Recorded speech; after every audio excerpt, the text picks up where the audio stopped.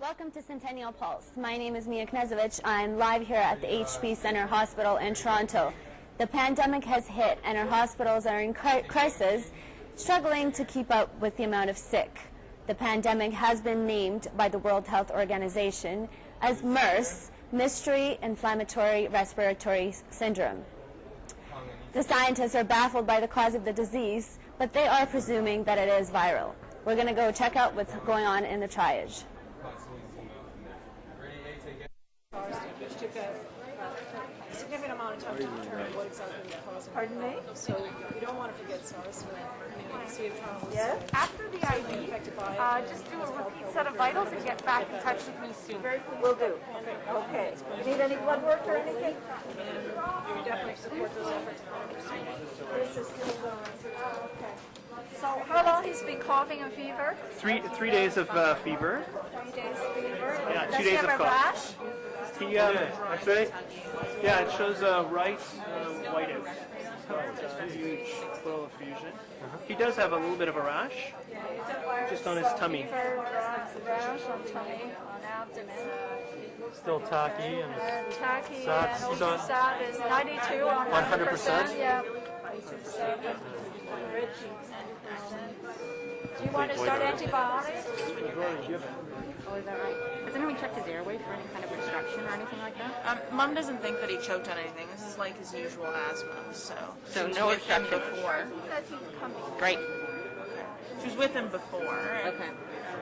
and there's no there's hyperinflation, but it's not one-sided. Okay. It's just Okay. X-ray. Okay. So SATs are coming up with the diving? So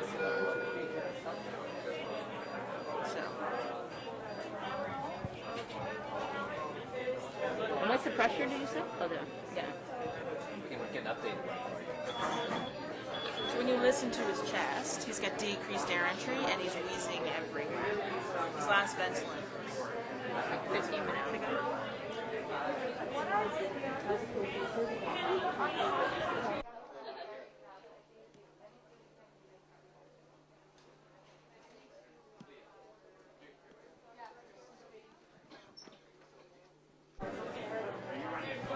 Well, he's very sick.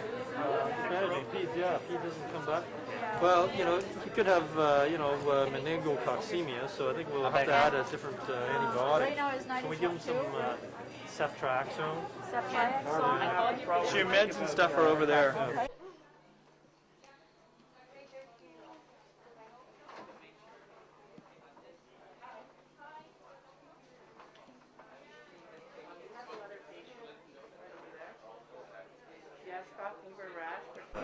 For kilo, so 1 liter. He's probably septic.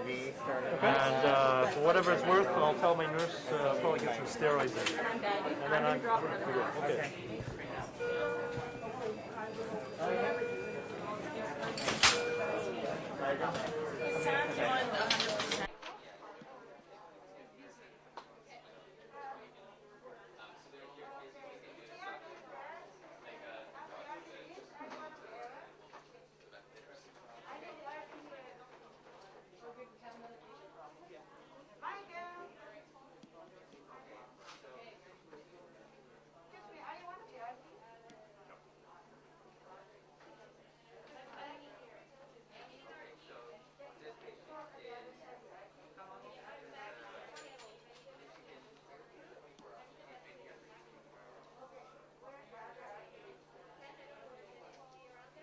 We only started at 9:55. Oh, sorry. Okay. So she's had about 150 cc's. Oh, Ted, 2 liters wide open. 2 liters wide open.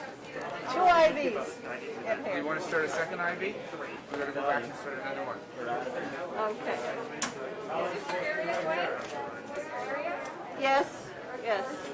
Okay. Okay.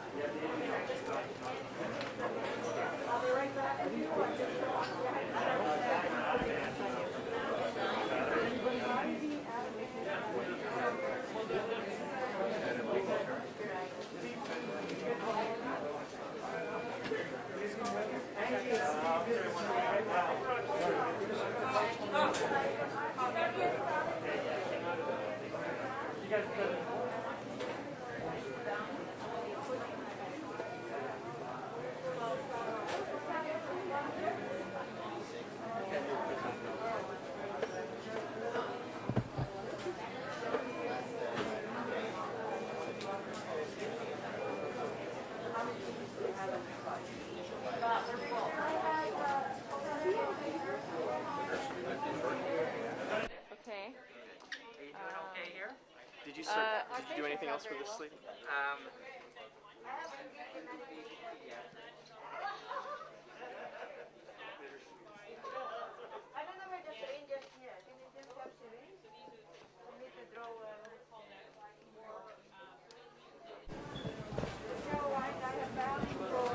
Good. Go ahead and is it through the ID?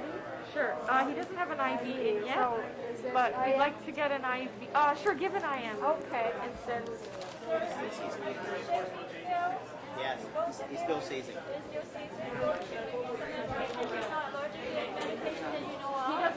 He's not giving me a script. So right now, just a quick information, your consultant is your PIP. You call for a consultant, you ask your PIP if the consultants arrive and screening the patients, okay? And all consultants are like that. I need to know how we're going to plan to get our patients. What's your plan? Get patients in. What's that? An MI, you see we have an MI out there. Great, thank you. So we'll treat it, and then do it. One thing that I'd like to do, or suggest to you, is that perhaps where's class in here? Are you talking? Not yet. We've got to get you together right now because things are. This is our business cycle. Okay. Okay.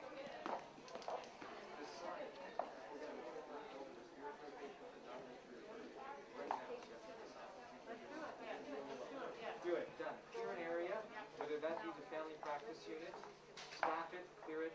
There'll be level 3, 4, 5 respiratory. I'm suggesting you guys, operations will decide. No, we're going to do it. So we need to get one nurse over to family practice, and we need to start moving those patients. yeah, I like to study that antibiotics, I do, but I don't have it with me. But you know, if you get that booklet thing, it's got the stuff.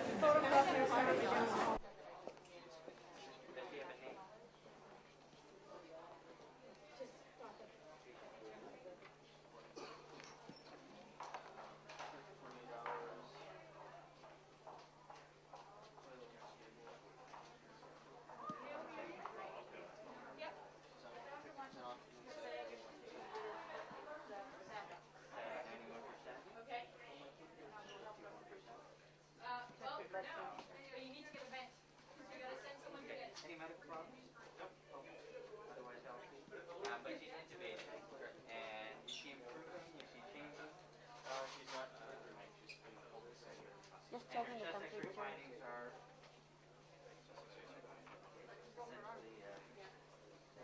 Okay, temperature went. Where do you want to put her? Okay, I'm not very good. Can't put it on the beds, right? Do you want? Who wants to report here? That patient's going to go to the... They won't report. Nurse available. I'm Dr. Thompson. I'll take over the patient. Okay.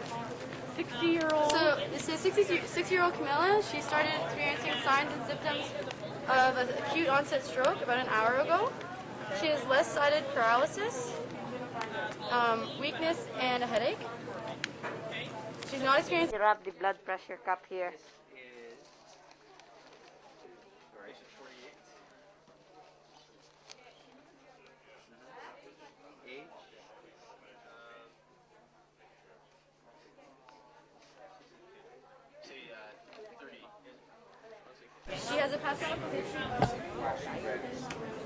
唔使集中呢一度啊。 Alarming on we're pre-arrest here, it looks like, pre-intubation. And what's my monitor showing? Okay. She's static, she's 86, she's on 100% non-rebreather. She came in with crackles, her pressure's been 80, and now she's getting quite restless. I did get a bag valve mask here. Here with Lori Mazurek, head and co-founder of the Ideas Network. Can you tell us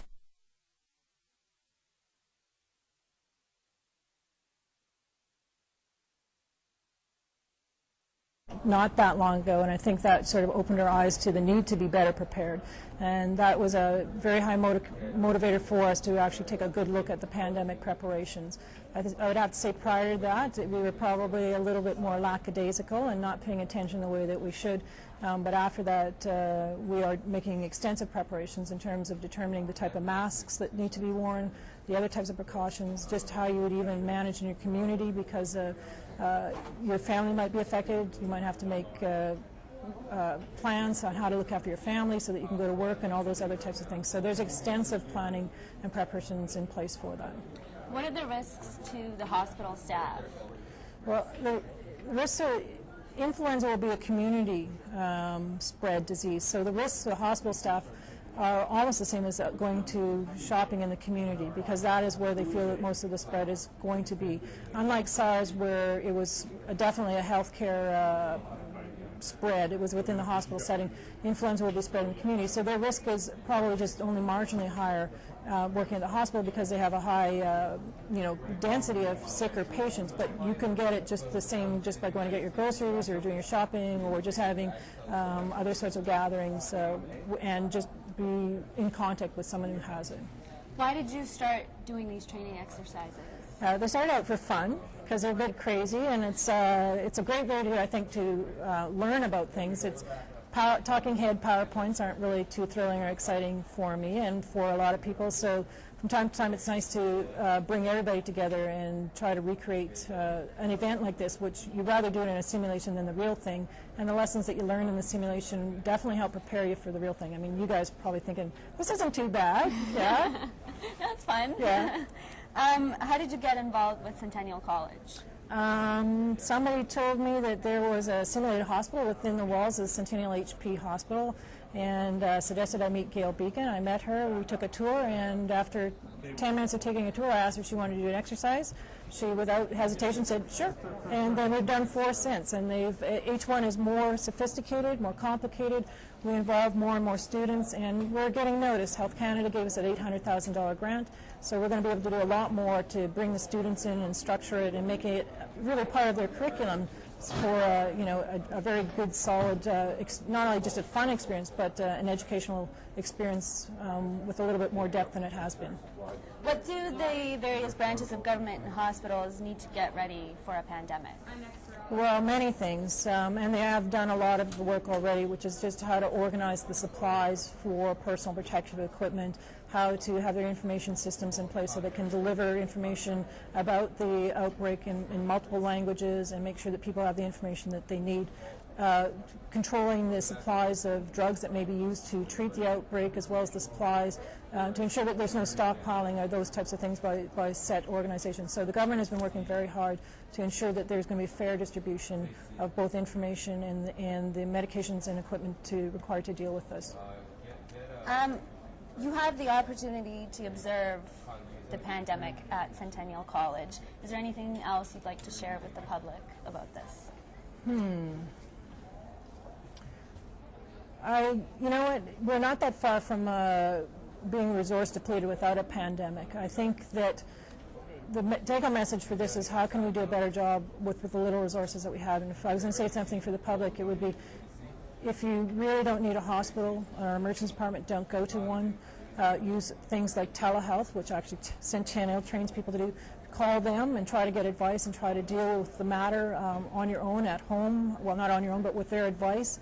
And do simple things to make sure you don't get sick by washing your hands and simply respiratory etiquette. So it's very simple things I think can make in the long term can make a very big difference. Well, thank you very much. Okay, you're welcome. Great. Stay tuned at Centennial Pulse as we will update you with the numbers. See, I had numbers in the PowerPoint. Yeah, no problem. Were you in that thing?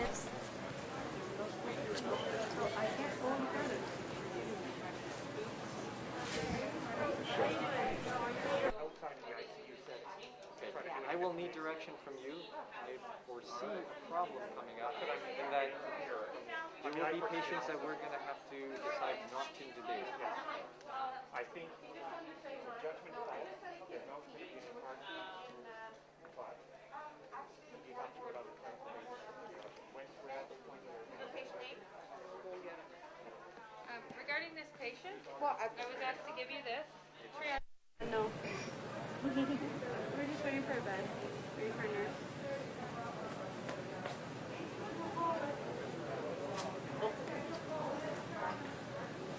Did he rip the thing off? Oh, he didn't rip anything off. He stepped on the cords. No, he probably put the tape.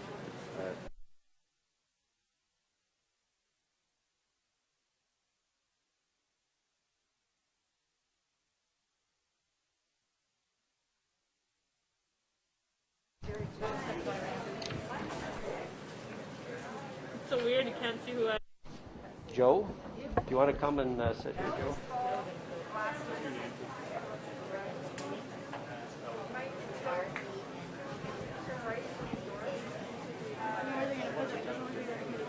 That one's on his bed. We're not leaving her on her bed. Oh yeah, we're supposed to take our chest, right? Not the observers. We'll get a fracture temp done. No, I'm his boy. Oh, I see. Okay. Okay. And where did they take him? Irene, we got Wayne Lance. I'm not sure what. I think I do. I would send the patient up. Yeah. Stable patient with a fracture, Norm, how many have you got that you'd like to go up? Well, there's at least one radial Just send the, fracture I'll just as long hold as the it's floor, stable. the patient should go. Enjoy that one.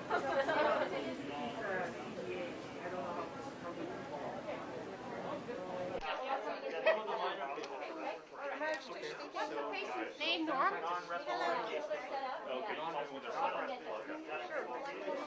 Absolutely. Yeah. Are you Number 16.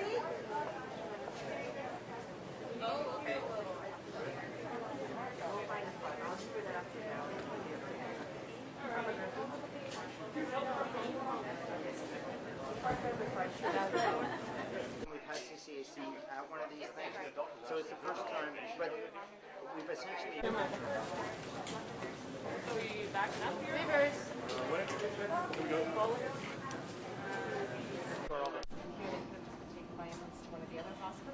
So maybe what we can do is have the other...